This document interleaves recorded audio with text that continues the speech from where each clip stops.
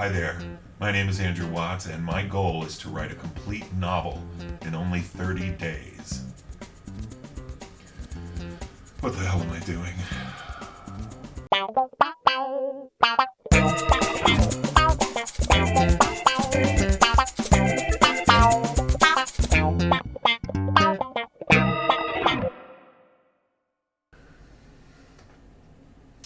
Hey everyone, welcome to day 26. It's Andrew Watts, and it's been a good day. I wrote a lot today, had a full day to write. It wasn't as much as I'd hoped. It wasn't over the 4,000 mark, but it was in the 3,600 range, which gives me a total of 39,383. And what I thought I would do, since I don't know if I'll be able to do this again, or maybe I will, for before the end of this NaNoWriMo experience, but I thought I would read some more of what I've written and some that I wrote yesterday, I think it was. It's between Tommy and Lisa. The Cinemark at Hempstead Mall was at one end of a strip of shops framed in a theme that was meant to resemble a small town main street. The stores occupied only the first story of the two-story indoor space, leaving the upper floors to complete the charade, with their faux dormer windows and antique shutters, railed porticos, and eaves jutting down below the indoor roofline.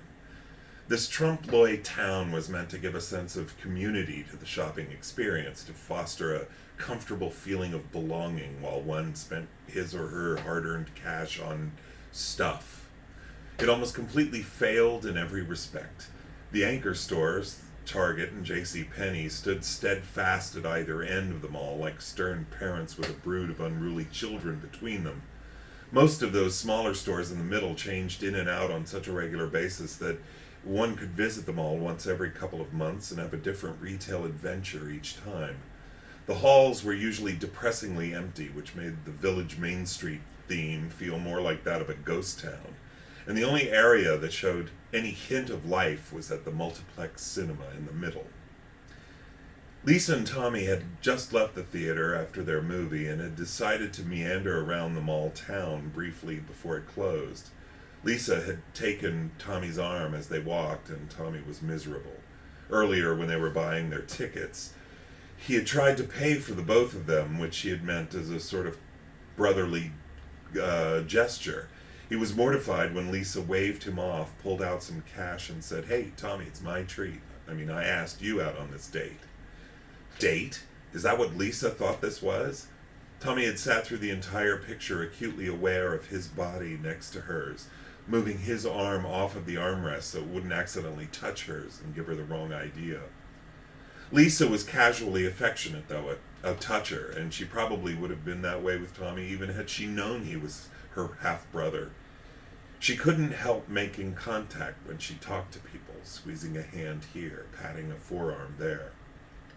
"God, I hate going to the movies anymore," Lisa said as they walked along the emptying row of mall stores.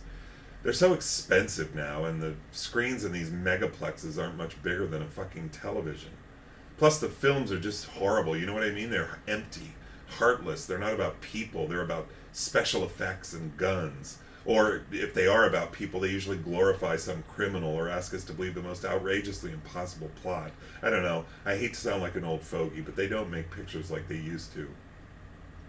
Tommy had been walking along silently, using any excuse, stopping to fake tie his sneaker, lingering on a store window, anything to avoid contact with Lisa. "You know what I mean?" Lisa said, reaching for his hand again. "Huh?" Tommy said, pretending not to hear her and thrusting his hands in his pockets.